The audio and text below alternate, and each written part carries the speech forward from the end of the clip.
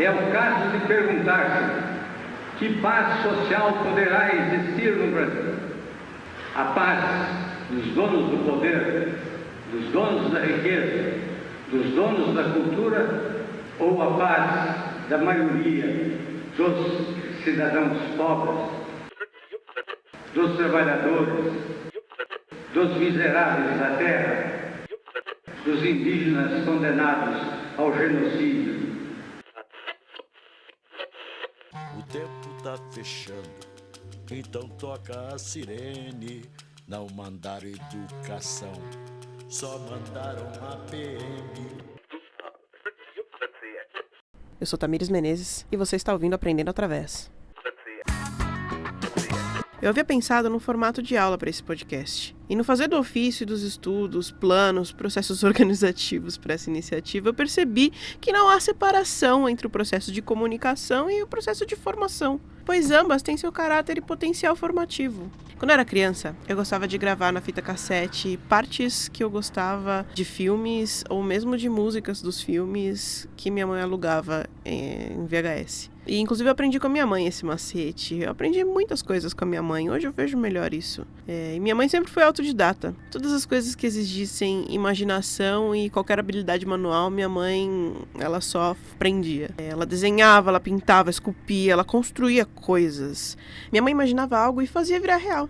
E até hoje ela tem disso. Só que esse saber fazer vem acoplado à dureza de uma vida sem quaisquer garantias, né? Vida essa que tanto eu, quanto você que me escuta, quanto a minha mãe, temos que lidar todos os dias. Uma vida em que a única propriedade que possuímos é a de nós mesmos. A única propriedade que possuímos é a de nós mesmos, meus parças. Que no fim e ao cabo, os nossos únicos bens são nossos queridos e as pessoas. No mais, alguns de nós têm os meios para trabalhar, mas sem eles, eu pergunto, o que sobra? Para nós, que somos despossuídos de tudo, ser despossuídos de si, despossuídos de nós mesmos, não é uma opção. Pois é, meu caro e minha cara. Quando a gente percebe ser possuidor apenas da gente, a perspectiva das coisas muda um bocado. E a nossa capacidade de fazer algo com isso, de transformar a si e quem está à sua volta. Ao fim e ao cabo, é só isso que tem. Em momentos como esse, pandemia, República da Bozolândia, dentre as diversas possibilidades do agora, sinto em dizer, o fim é uma delas. Mas não o fim absoluto, o fim de todas as coisas, formas e espécies. Eu falo do fim do esgotamento de um modo de viver, do modo de produção capitalista. Mas a gente sabe da força que esse modo desenvolveu. Em seus desesperados atos para prolongar a sua vida, como o clássico arquétipo do vilão megalomaníaco, o capital quer mais. Ele tenta e tentará contaminar cada centímetro de terra, cada gota de sangue em vista de sua sobrevivência. O capital matará tudo que é vivo, sem qualquer pudor. De fato, se a nossa existência não estiver inscrita numa luta e praxis anticapitalista para um novo amanhã, esse pode ser, de fato, o fim de tudo.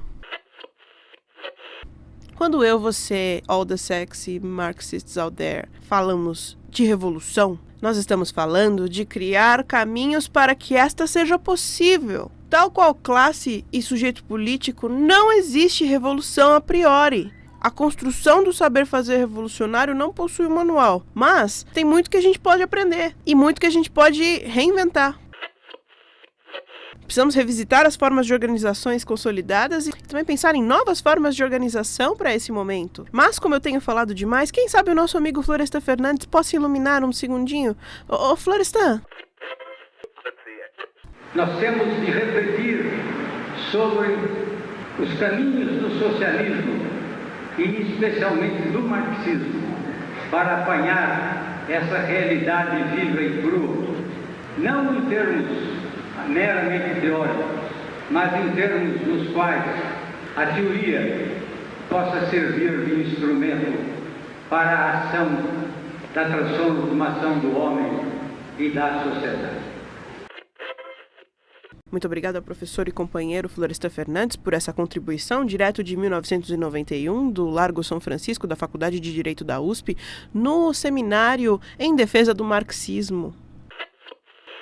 Já dizia Marx na sua 8ª tese sobre Ludwig Feuerbach. Eu sempre falo, porque cada um tem a tese sobre Feuerbach preferida, né? A minha é 8. E que diz: Toda a vida social é essencialmente prática.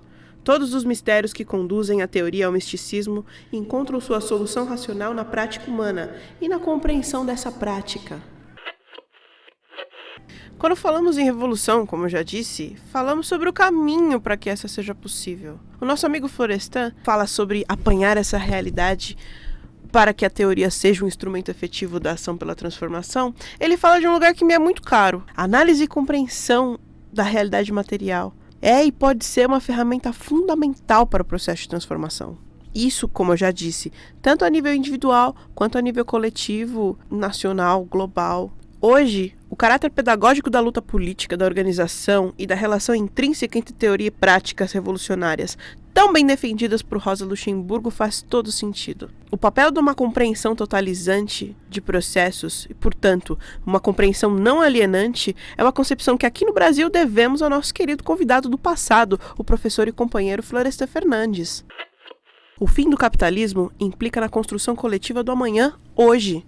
Eu defendo o conhecimento e a sua construção, socialização como um fundamental meio para constituir esse ethos socializado. Veja, eu não sou das catequese, mas eu decidi, como forma de resposta a tudo isso, que eu mais gosto e mais passo tempo fazendo na minha vida, que é mediar a aprendizagem, pesquisar e bater um papo.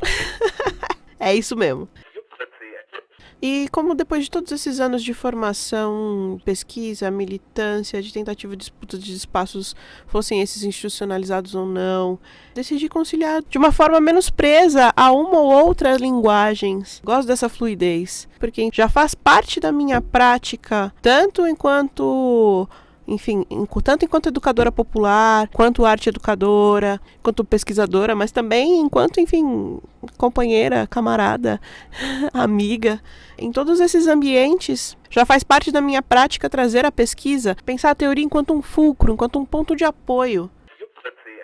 Mas mais cedo eu falei do VHS da minha mãe, e eu não falo disso à toa, porque quando eu percebi que o meu negócio era fazer mediação, e às vezes tem que explicar o que é mediação, a brisa de mediar o saber, de mediar a fala para que sejam construídas sínteses sobre aquilo no qual estamos nos debruçando. É um processo dialético tão dinâmico, tão potente, que, peguei pra mim. Foi no trabalho de arte e educação que eu percebi que eu fazia aquilo o tempo todo. O tempo todo. E isso foi catártico, sabe? A partir disso, recebe o chamado, né? O chamado. E quando bate o chamado, parceiro, é que nem o comunismo. Quando você recebe o chamado, você não consegue voltar atrás, não. Compreender processos e constituir sínteses de forma coletiva e autodeterminada é um barato muito louco. É um bagulho muito potente, ainda mais pensando na transformação de que essas instâncias e coletividades sejam de fato coletivas e não competitivas, né? Competição, a lógica da competição, 110% ideológica, não tem como. A brisa de competir é absolutamente ideológica. A necessidade da competição. Inclusive, eventualmente teremos um podcast sobre lógica competitiva e neoliberalismo. É uma coisa bem importante, é um tema bem importante. Eu tenho bastante coisa escrita, vou fazer essa seleção. Uma prática bacana que veio dos anos de garimpo de discografias na internet, e então fez-se a luz da pesquisa na minha vida, foi com o Orkut, com as comunidades do Orkut. Tinham as comunidades de bandas e de gêneros, e rolava uma troca muito legal, tinha muitos blogs legais, Muro do Classic Rock, Hard Vacas, muita gente legal que tá aí até hoje na vida, inclusive Mozão, que era moderador da Vamos Falar de Rock and Roll. Essa comunidade do Orkut já está na segunda geração de pessoas. Eu comecei a estudar através. A minha disciplina intelectual com pesquisa parte de um lugar atravessado pela música, pelas artes. Era isso, de ir indo atrás das referências das tuas referências e das referências das referências. Começar a ouvir quem são os músicos que as bandas que você gosta se inspiraram e gostam. E aí nessa, vira um saco sem fundo. Hoje, tirando esse momento de reflexão, de tentar entender a própria trajetória para decidir o que vai ser daqui por diante, é muito louco perceber isso. Tanto que eu queria ser jornalista, E olha aí, que vou me formar em Ciências Sociais, 8 anos de graduação, eu vi todo mundo da minha turma não apenas graduar, mas fazer mestrado e tudo mais, e enfim. Sempre me sentia atrás, sempre me sentia longe deles, nunca se considerava eles como meus pares. E aí isso é muito louco, porque eu comecei a repeli-los a nível pessoal por causa dessa frustração. E aí isso é muito louco de perceber, sabe? As dimensões da nossa vida não estão desatreladas. É importante compreender os processos, porque tal qual a teoria, uma análise alienante da realidade gera uma compreensão alienante de mundo. Pois é, meus caros e minhas caras. Todos esses processos estão acontecendo de uma forma muito material, e quando a gente entende, pelo menos pra mim, né? Tô jogando aqui uma experiência, assim, mas a compreensão desses processos me permitiu não só analisar, mas entender e desfrutar, compreender e mergulhar no sensível, sabe? Muito louco. Mas, mais pra frente nós vamos falar sobre isso.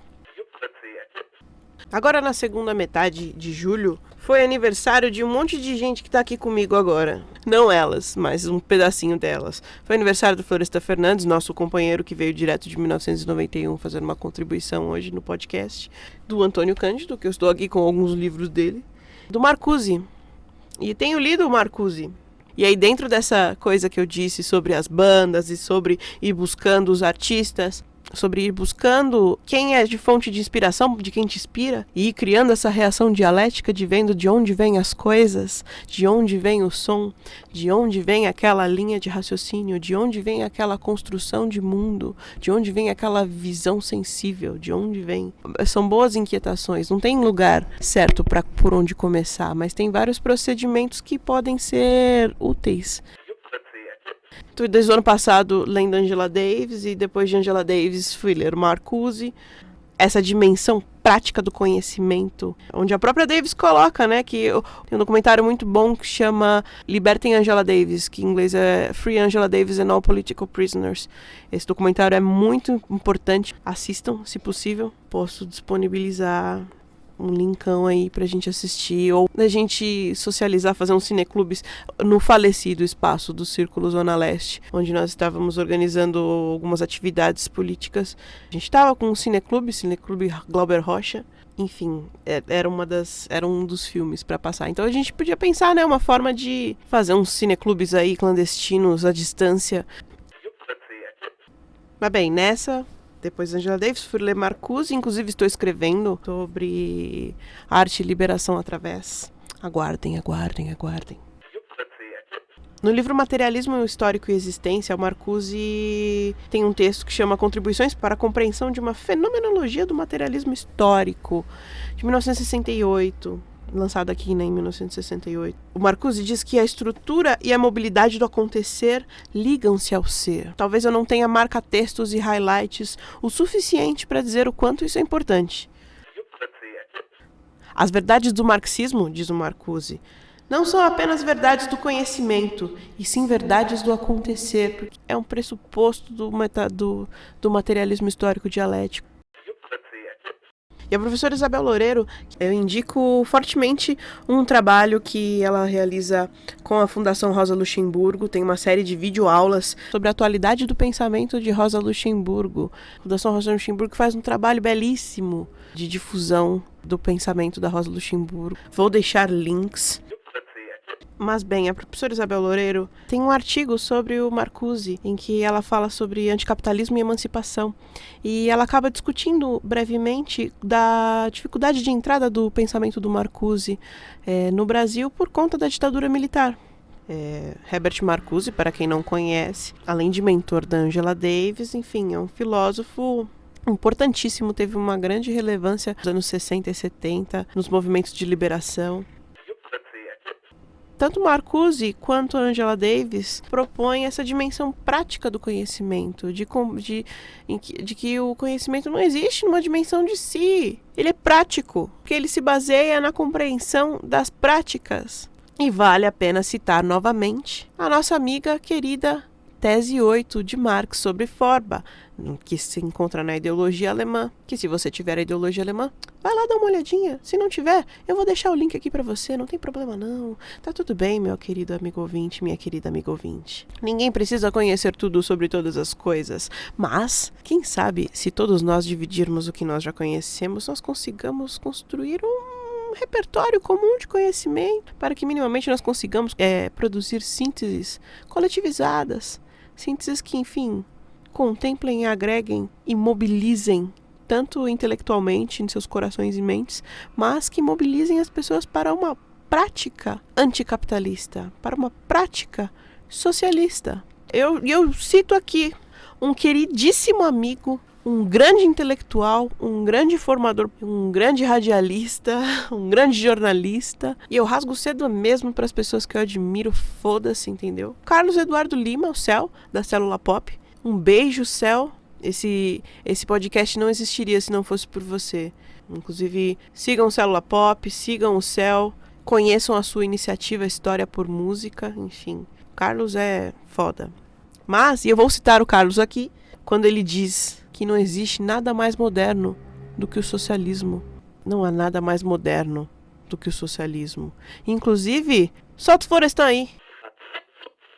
Nós temos de refletir sobre os caminhos do socialismo e especialmente do marxismo para apanhar essa realidade viva e crua, não em termos meramente teóricos, mas em termos nos quais a teoria possa servir de instrumento para a ação da transformação do homem e da sociedade.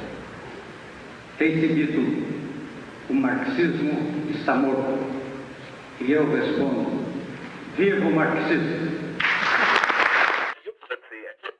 Como eu sou a pessoa que gosta de ouvir os originais, eu vou deixar o Florestan ecoando na cabeça de vocês enquanto eu encerro esse retorno do podcast do Aprendendo Através. Daqui pra frente, gente, esperem muitas coisas. Aguardem nas próximas semanas o lançamento do site, colunas inéditas, e eu tô no processo de organização de um conselho editorial para uma revista independente sobre arte, cultura e ciência. Então aguardem tudo isso e maiores novidades nas redes sociais do Aprendendo Através. Se você não segue, por favor, @Aprendendo Através. Temos Instagram, Facebook e muito em breve nosso site irá para o ar. No mais, sou Tamires Menezes. Todos os links e aglomerados, informações sobre esse episódio estão na descrição. Como sempre, eu preparo uma pasta do Google Drive com toda a bibliografia que eu tiver disponível, ou links e vídeos, etc. E no mais, qualquer coisa, estou por aqui nas redes sociais, @TamiQQ, me procure por lá. Se quiser bater um papo, me chame. E no mais é isso. Um abraço e até a próxima.